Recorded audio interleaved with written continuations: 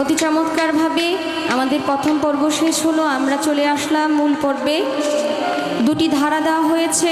আফজাল শাহ বাবা নিজেই এসে মঞ্চে বলে গেলেন গুরু কেন ধরতে হবে, আমরা গুরুর কাছে কেন যাব, আসলে গুরুর কি গুরুত্ব আছে, এই বিষয় নিয়ে কথা বলবেন নয়ন শেখ, গুরুর ভূমিকায় গান করবেন, এবং খাদিজা ভান্ডারী সে গাইবে শিষ্যের ভূমিকায়। আসলে বাবা, গুরু এবং শিষ্যের মধ্যে কখনোই পালা হতে পারে না। গুরু হলো জ্ঞানী, আলেম অর্থ জ্ঞানী। আমরা অনেকেই জানি আলেম অর্থ মনে হয় অন্য কিছু বোঝায়, আসলেই সেই জ্ঞানী, যার ভিতরে এলেম আছে সেই জ্ঞানী, সেই আল্লাহওয়ালা। আল্লাহওয়ালার কাছে গেলেই তো কেবল বোঝা যাবে যে সঠিক পথ কোনটা। যিনি আজকে গুরুর ধারা নিয়ে কথা বলবেন, খুবই ভালো একজন মানুষ। যদিও আমি ছোট মানুষ, নাদান মানুষ, নালায়েক মানুষ, শিষ্য হওয়ার যোগ্যতা আমি রাখি না। দেখা দেখি বায়াত হলেই যে সে শিষ্য হয়ে যাবে বিষয়টা এমন না। অনেক মানুষ দেখা দেখিও অনেক কিছু করে। তা আমি চেষ্টা করব সঠিকটা বোঝার জন্য, জানার জন্য। আমি খুব বিব্রতিকর অবস্থায়, হতাশাগ্রস্ত। কারণ আসলে প্রকৃত গুরু কারা, প্রকৃত মানুষ কারা, এটা চিনতে আমার খুব কঠিন অবস্থা শুরু হয়ে গেছে। কারণ মানুষের মুখের আড়ালে অনেক বড় মুখোশ থাকে, সেটা আমরা মুখ দেখে বুঝতে পারি না। তো আজকে যিনি গুরুর ভূমিকায় গান করবে, তার কাছে সুন্দর করে বিষয়গুলো বুঝতে চাইবো, জানতে চাইবো যে এই মুখের আড়ালে যে একটা মুখোশ আছে, আমরা সেই মুখোশটা টেনে বের করে কিভাবে চিনতে পারবো উনি হক্কানি আল্লাহর ওলি এবং পীর। আমরা কিভাবে বুঝতে পারবো যে সে আল্লাহর ওলি? কারণ এই বাংলাদেশে, এই পৃথিবীর মধ্যে অনেক আল্লাহর ওলিরা আছে। এর মধ্যে বাংলাদেশে অসংখ্য ওলিয়া উলিয়া আছে। কোনটা হক্কানি আল্লাহর ওলির দরবার, কারা সঠিক ওলি ছিলেন, কারা এখনো বর্তমানে আছে, এবং কারা অন্যরকম অন্য পথে আছে, আমরা কিভাবে বুঝতে পারবো সেই প্রকৃত আল্লাহর ওলি? তাদের কাছে গেলে আমাদের জ্ঞান চক্ষুটা খুলবে। আমার কিছু কথাবার্তা আছে, আমি আসলে জানতে চাই কারা প্রকৃত গুরু। যেহেতু কথা কম, আমার গানের মধ্যে কিছু কথাবার্তা আছে, আমি শুধু জানতে চাইব আমার গুরুজি একটু বোঝাবে এবং বলবে যে আসলে গুরু অমুক ব্যক্তিরা হয়। আপনি দলিল মতো বলবেন। আমাদের দেশের পরিবেশটা তো বুঝতেই পারতেছেন, দেশটা একটু অন্যরকম হয়ে গেছে। আমরা যেন সঠিক একটা দলিল দাঁড় করতে পারি যে আল্লাহর ওলিদের দরবার, আল্লাহওয়ালারা আছেন। পবিত্র কোরআন থেকে তার মীমাংসা দিবেন আশা রাখছি। ধন্যবাদ।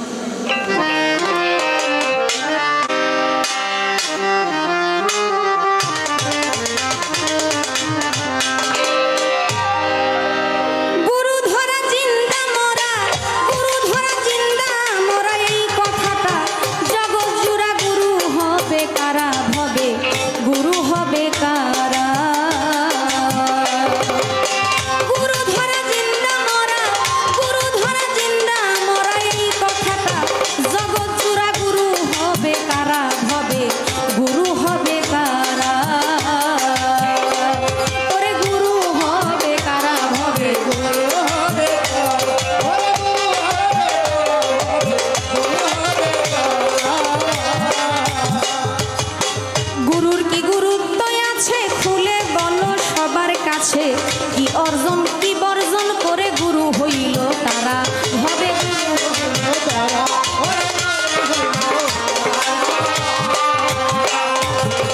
গুরুর কি গুরুত্ব আছে খুলে বলো সবার কাছে, কি অর্জন কি বর্জন করে গুরু হইল তারা।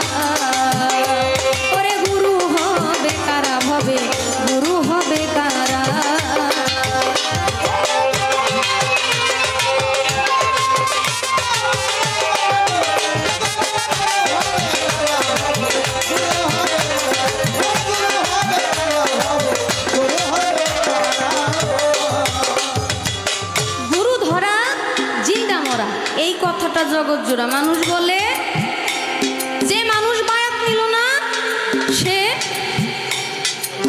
আল্লাহর ওলির প্রেমে মৃত হইল না, সে এমন একটা মানুষ তার দেহটা শুদ্ধ হইল না।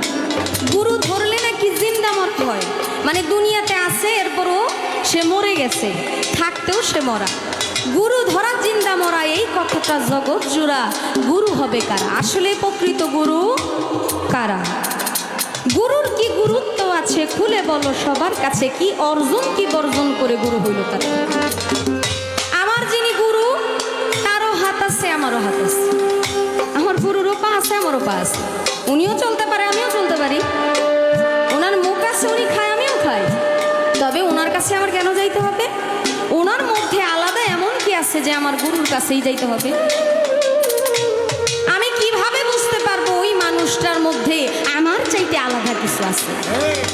আমি কি লক্ষণ দেখলে বুঝতে পারবো যে উনি আমার গুরু?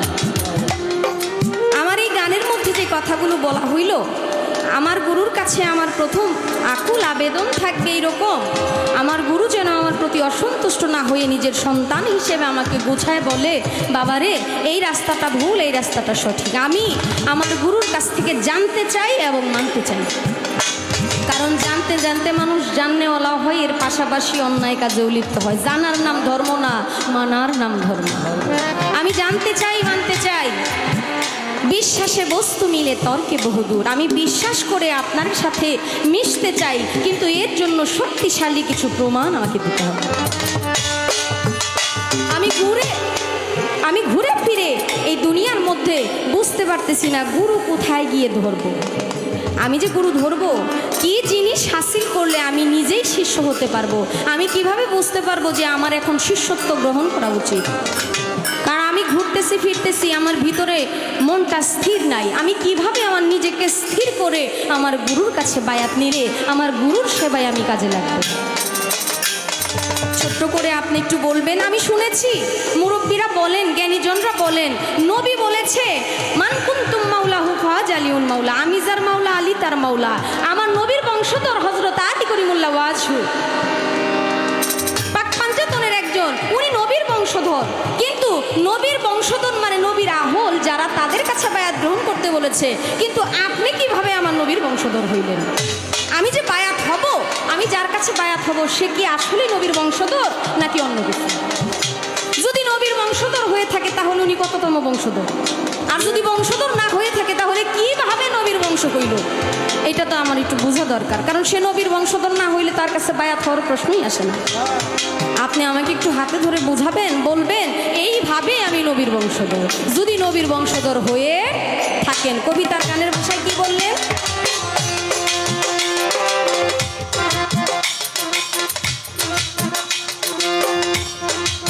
গুরু হলো গুণ বাজাতে, খুলে বলো কোরআন মতে, কি বলেছে বর্তমানে ওলি আল্লাহ যারা।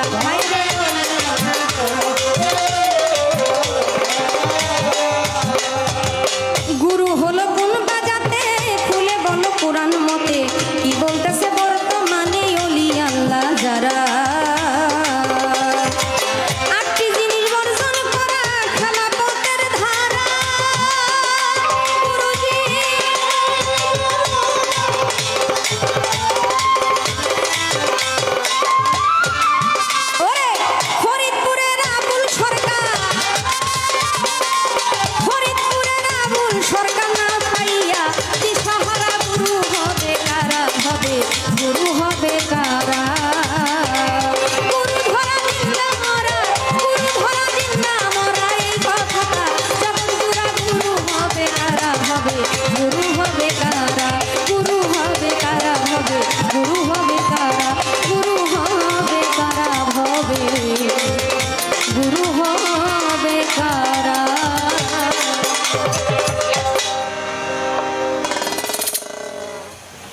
ছোট্ট করে পালা থেকে রহিম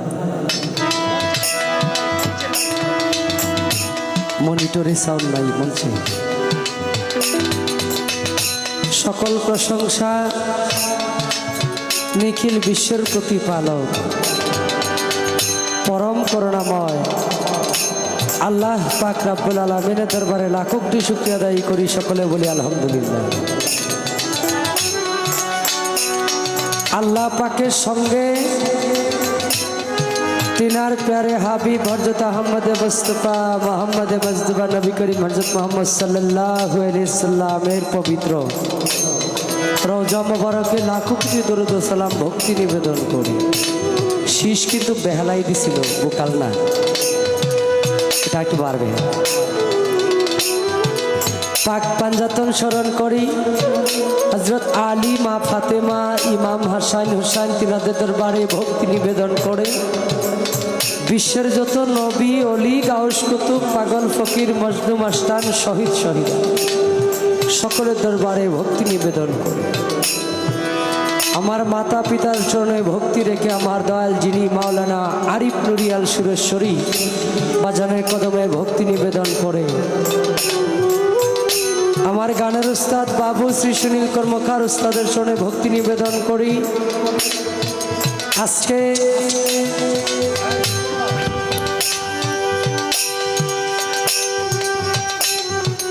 যার স্মরণেই মিলন মেলার আয়োজন, পীরে কামেল মুর্শিদে মোকাম্মেল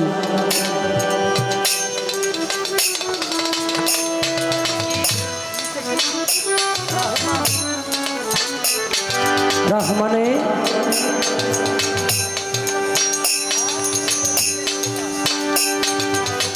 পীরে তরিকত শাহ সুফি সাধক শায়েখ আব্দুল কাদের ওরফে জিন্দা শাহ আল কাদরি আল সিস্তি বাবাজান কেবলার বিশিষ্ট খলিফা আফজাল শাহ আল কাদরি এর 111তম বার্ষিক উরুস মোবারক ভক্তি নিবেদন করি দয়ালের দরবারে। তার সঙ্গে 11তম ভক্তি নিবেদন করি দয়ালের দরবারে সম্মানিত সভাপতি যিনি বীর মুক্তিযোদ্ধা আব্দুল হামিদ সাবেক ব্যাংক কর্মকর্তা, প্রধান অতিথি জনাব ইঞ্জিনিয়ার আরশাদ উদ্দিন বকুল, বিজ্ঞান ও প্রযুক্তি বিষয়ক সহ সম্পাদক বাংলাদেশ জাতীয়বাদী দল বিএমপি, ওনার প্রতি ভক্তি নিবেদন করি। উদ্বোধক জনাব আব্দুর রহমান খোকন, সাধারণ সম্পাদক রায়পুরা উপজেলা বিএমপি, ভক্তি নিবেদন করি। প্রধান পৃষ্ঠপোষক জনাব মোহাম্মদ জলিলুর রহমান, যুগ্ম সাধারণ সম্পাদক ইতালি যুবদল সাবেক ছাত্রনেতা। প্রধান আলোচক জনাব আব্দুল আউয়াল, প্রধান সহ সাংগঠনিক সম্পাদক রায়পুরা উপজেলা বিএনপি। জনাব মোহাম্মদ ফারুক, প্রধান ভারপ্রাপ্ত সভাপতি মরজাল ইউনিয়ন বিএনপি। বিশেষ মেহমান জনাব মোহাম্মদ মতিউর রহমান, পরিচালক পুষ্টিরাজ ফিট মিল। ভক্তি নিবেদন করি প্রধান সঞ্চালক যিনি জনাব মোহাম্মদ হুমায়ুন কবির, সাধারণ সম্পাদক মরজাল ইউনিয়ন বিএমপি। ভক্তি নিবেদন করি বিশেষ অতিথি হাজি মনিরুজ্জামান ভুট্টু, জনাব মোহাম্মদ মজলুমিয়া, জনাব মোসাম্ম রেহেনা আক্তার। ভক্তি নিবেদন করি, বাকিগুলো বলতে হবে। তো আপনারা দেখতে পাচ্ছেন আমাদের এই ব্যানারে অনেক নাম এবং যেই দাওয়াতের কার্ডটা দেওয়া হয়েছে এটার মধ্যে অনেকগুলো নাম আপনাদের সম্মানিত ব্যক্তিবর্গদের হচ্ছে উপস্থিত আছেন।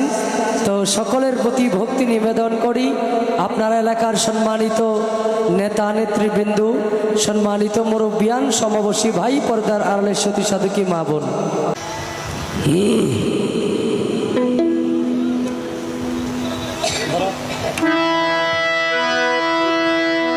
অত্যন্ত চমৎকার। এটা আর একটু লাউড হবে দাদা মনিটরে। অতি চমৎকার করে আমাদের মাঝে বক্তব্য রাখলেন ন্যায়ের পক্ষ থেকে। আমরা সবাই দোয়া করি তিনাদের জন্য, তাদের প্রতি যেন আল্লাহর তরফ থেকে আল্লাহর খাস রহমত বর্ষিত হয়। কি সকলে দোয়া করেন না? মানে দোয়াটা করার অধিকার সবার আছে। জিহাদ হইল দুই ভাবে। কয় ভাবে?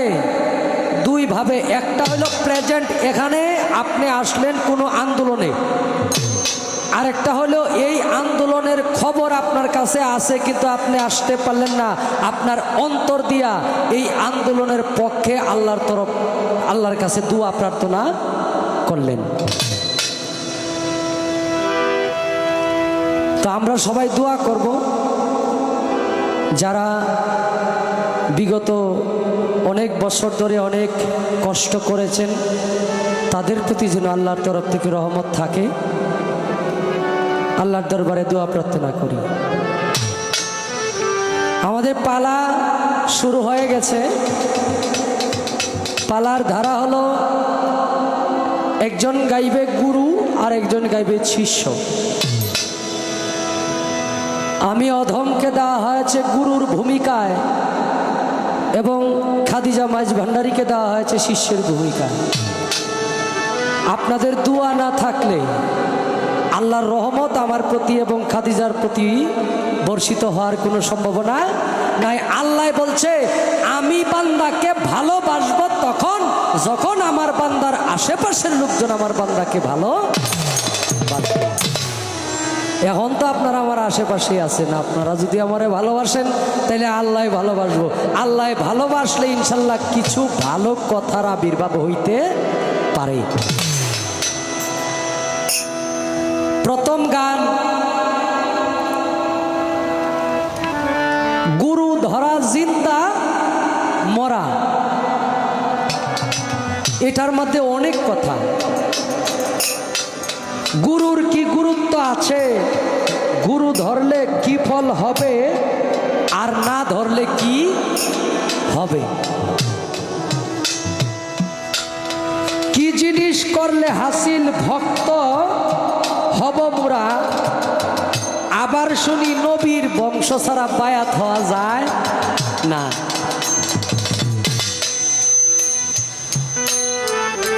তৃতীয় অন্তরায় গুরুর জাত কি, গুরু কোন জাতের অন্তর্ভুক্ত। এই পুরাটা গানের যে সার অংশটুকু আছে, জালাল খান সাহেবের একটি গানে মোটামুটি শেষ হয়ে যায়, কিন্তু এর পরেও গানটা গাইছে মৌখিক, শুধু গান দিয়ে শেষ করে নাই, কথাও কিছু আছে। তে কমিটির যিনি আমাদের বর্তমান গতিনিশীন আছেন, ওনার কথা ছিল যে একটা করে প্রশ্ন, কিন্তু আমারে যেমনি এই কি রাইফেল দিয়ে যে গুলি করা শুরু করছে, এটা আমার শিষ্য আল্লাহ ছাড়া আর কেউ জানে না। মানে একটাই করছে, কিন্তু এইটা দিয়ে এই কয়টা যে বার হইছে আমি বুঝতে পারছি না। প্লেয়ার ভালো তো, আমি এরকম শিষ্যই খুঁজতেছি অনেকদিন ধরে, চেষ্টা করব।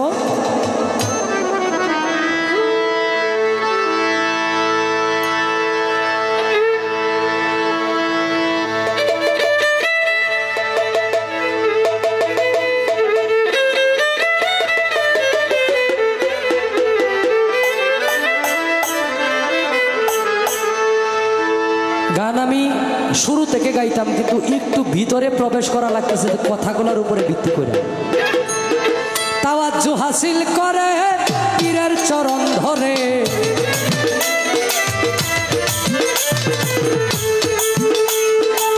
তাওয়াজ্জু হাসিল করে পীরের চরণ ধরে, ধ্যানে দিদারে মজলে না রে মো, ধ্যানে দিদারে মজলে না রে মো।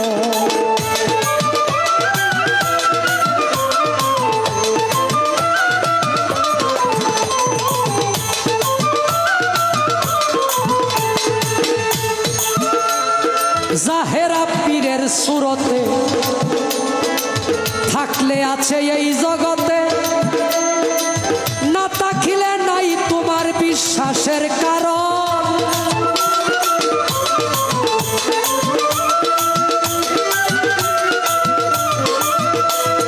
জাহেরা পীরের সুরতে থাকলে আছে এই জগতে,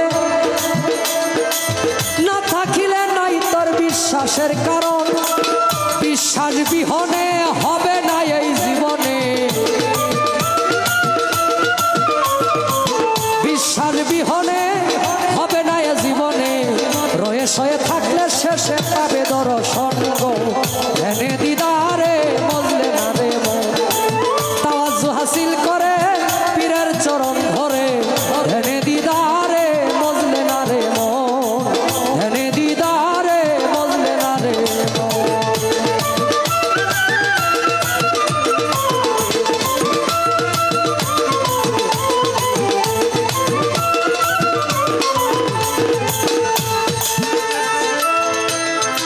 পীর সুরতে চাহিলে এশকেতে মজিলে সেই সুরত বদলে হবে নবীজির গঠন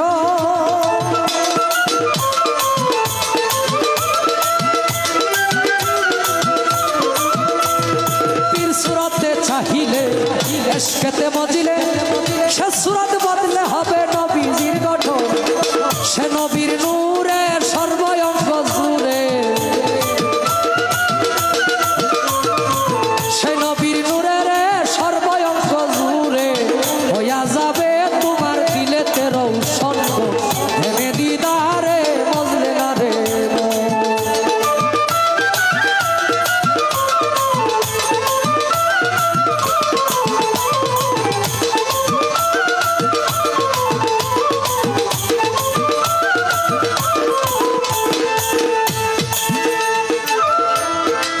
যদি সেই নূর মিলে তালা কুঞ্জি যায় খুলে থানা ফিল্লার হালে গিয়া ভুলিবে আপন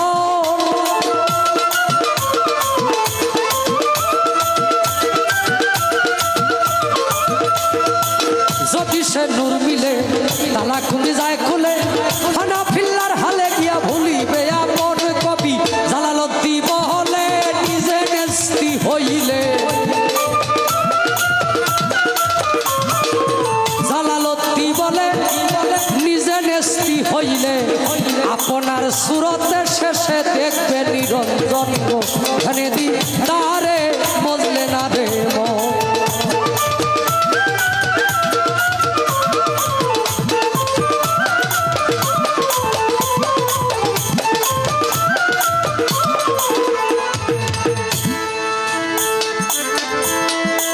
গুরু ধরা জিন্দা জিন্দা মরা মরা ফরিদউদ্দিন চিশতি একটি গানে বলছো মতো খাবলান্ত মতো মরার আগে একবার মরে এই মরা নয় দেহের মরা স্বভাব ছেড়ে স্বভাব তোর গুরু ধরা এই মরা নয় দেহের মরা এই মরা কিন্তু সেই মরা না স্বভাব ছেড়ে স্বভাব ধর কোন স্বভাব হিংসা নিন্দা পরিত্যাগ করলে আটক মদন ভান হিংসা নিন্দা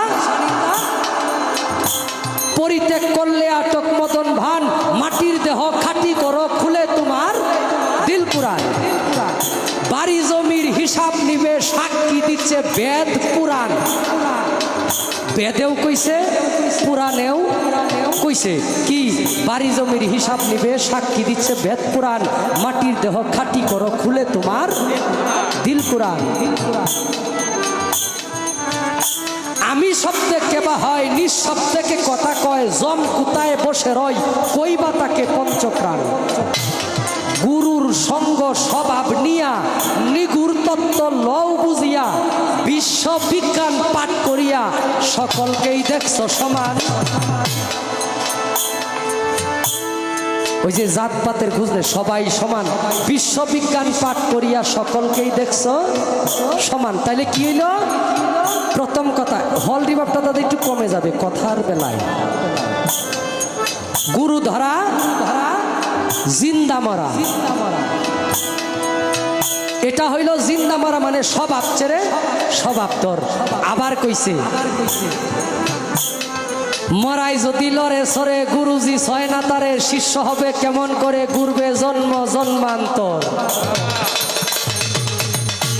মুরিদ মানে মরা লাশ, গোসল দেওয়া গুরুজির কাজ, লাগিয়ে জ্ঞান আতর সুবাস খুলে দেয় শিশুর অন্তর। ফরিদ তুই চিলি মিথ্যা রাজ্যে, নিত্য চিলি মন্দ কার্যে, নিত্য মন্দ পরিত্যাজ্যে চল কর্মপুর। মধু খাপলাম মধু মরার আগে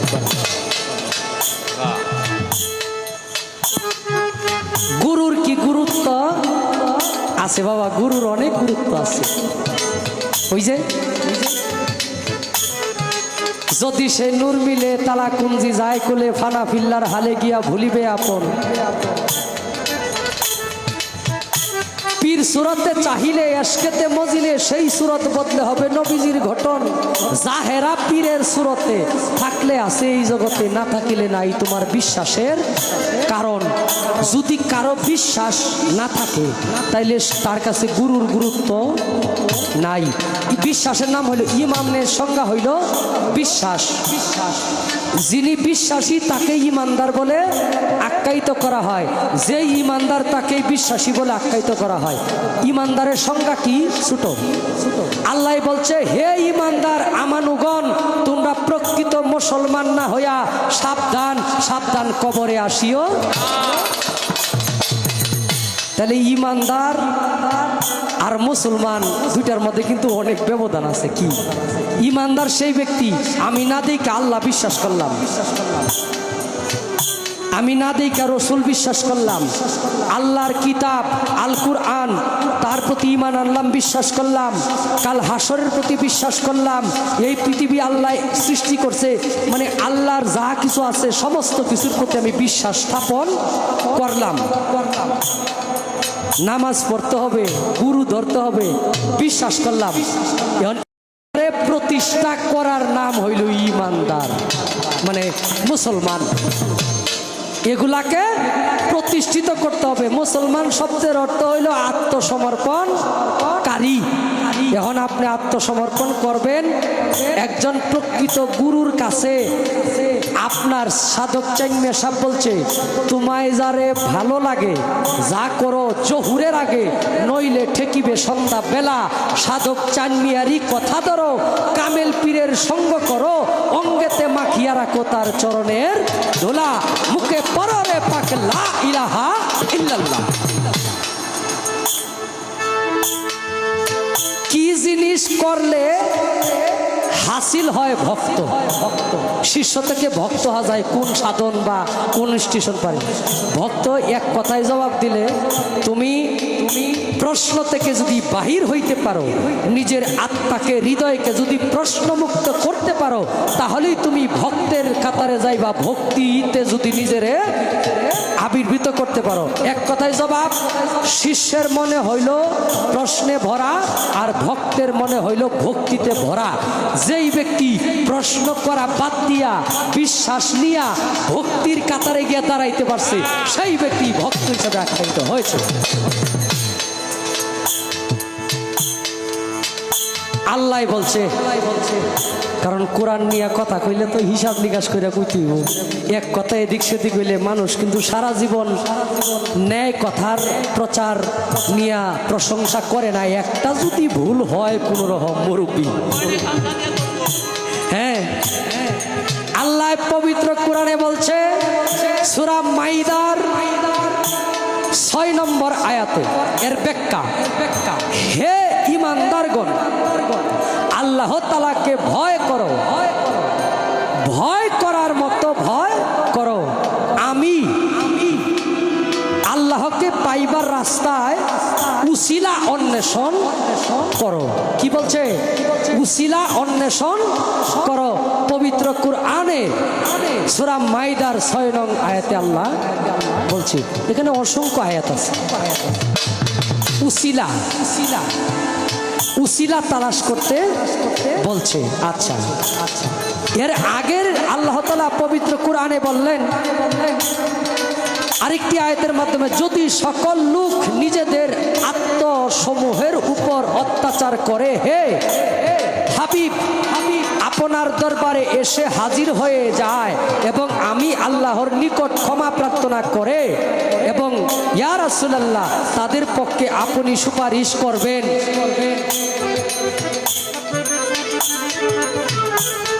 পবিত্র কোরআনে সূরা মায়েদার 6 নম্বর আয়াতে আমরা পাইলাম ওসিলা অন্বেষণ করতে হবে। এখানে আল্লাহ উসিলা অন্বেষণ করার জন্য আপনাকে আমাকে বলেছেন। এখন আপনি সরাসরি আইবেন কোরআনের জননী হিসাবে যেই সূরাকে আখ্যায়িত করেছে সূরা ফাতিহা। কি এটা তো সকল ওয়াক্ত নামাজই দরকার পড়ে নাকি? সূরা ফাতিহা ছাড়া নামাজ হইব না? সূরা ফাতিহার ফজিলত অনেক। এটাকে কোরআনের জননী সারাংশ হিসাবে বোঝানো হয়েছে। কি বললেন? আলহামদুলিল্লাহি রাব্বিল আলামিন, সকল প্রশংসা আল্লাহর জন্য যিনি সৃষ্টি জগতের পালন করেন। আর রহমানির রহিম, যিনি পরম করুণাময় অসীম দয়ালু। মালিকি ইয়াউমিদ্দিন, যিনি কর্ম দিবসের মালিক। ইয়াকা নাবুদু ওয়া ইয়াকা নাস্তাইন, আমরা কেবল আপনারই ইবাদত করি এবং আপনারই সাহায্য প্রার্থনা করি। ইহদিনাস সিরাতাল মুস্তাকিম, আমাদেরকে সরল পথ প্রদর্শন করুন। সিরাতাল্লাযিনা আনআমতা আলাইহিম, সেই সকল মানুষের পথে যাদেরকে আপনি নিয়ামত দান করেছেন এবং যাদেরকে আপনি গায়েবী চক্ষু দান করেছেন। গায়রিল মাগদুবি আলাইহিম ওয়ালাদ-দাল্লিন, এবং সেই সমস্ত মানুষের পথে নহে যে সমস্ত মানুষ আপনার গজবে অবতীর্ণ হয়েছে। আল্লাহ কইছে আমার অলিয়া উলিয়াদের কোনো ভয় নাই।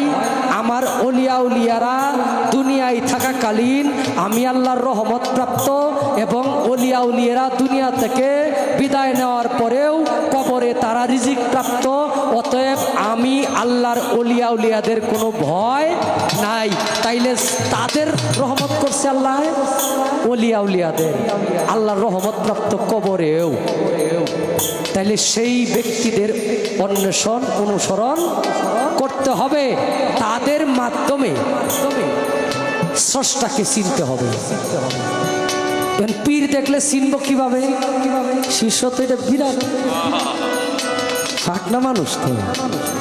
তো বাংলাদেশের অনেক বড় বড় শিল্পীর সাথে গান করে নিজের যেমনি ফুরতে ফুরতে কয়লা করছে, এখন এইটার মধ্যে গোসন দিলি আগুন জ্বলে।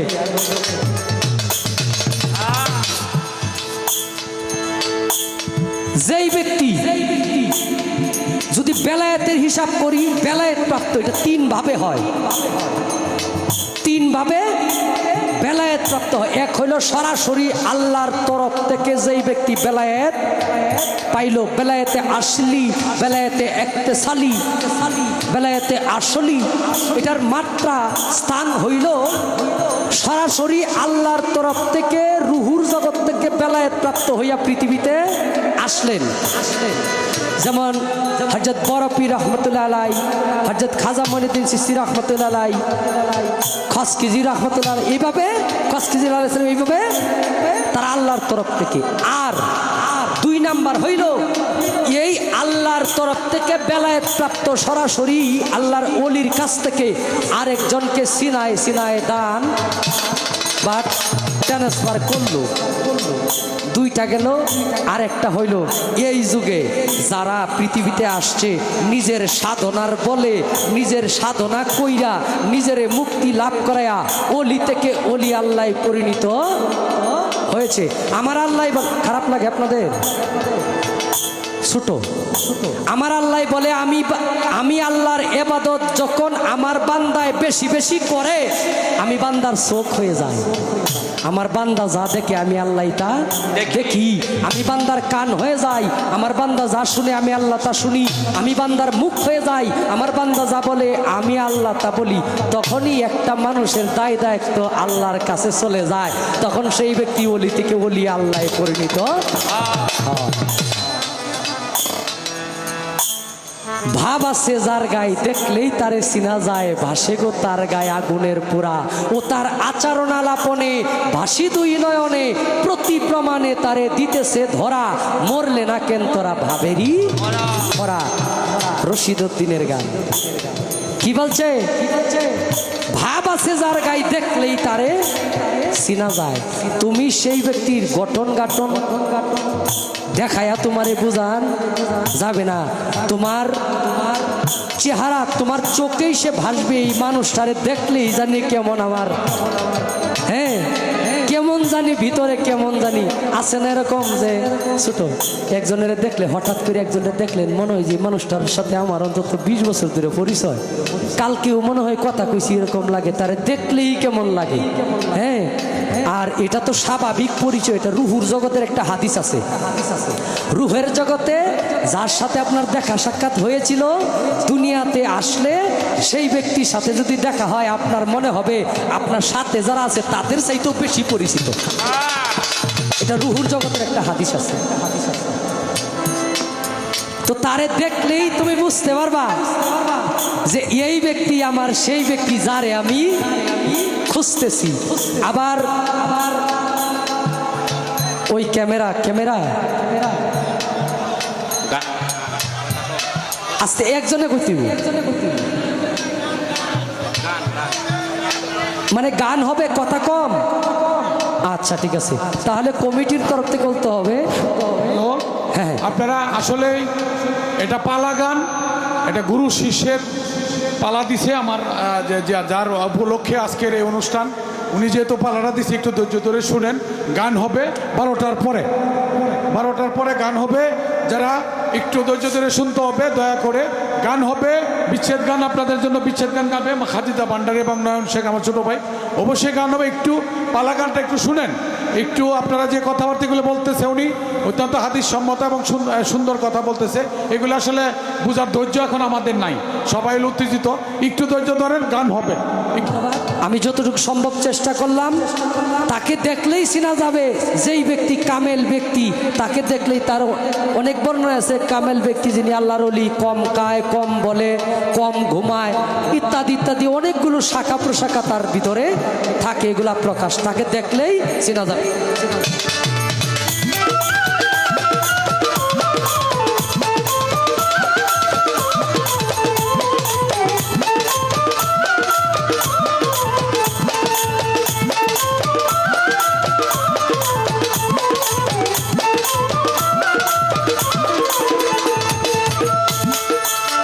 যদি সে নূর মিলে তালা কুঞ্জি যায় খোলে, ফানা ফিল্লার হালে ঘিয়া ভুলিবে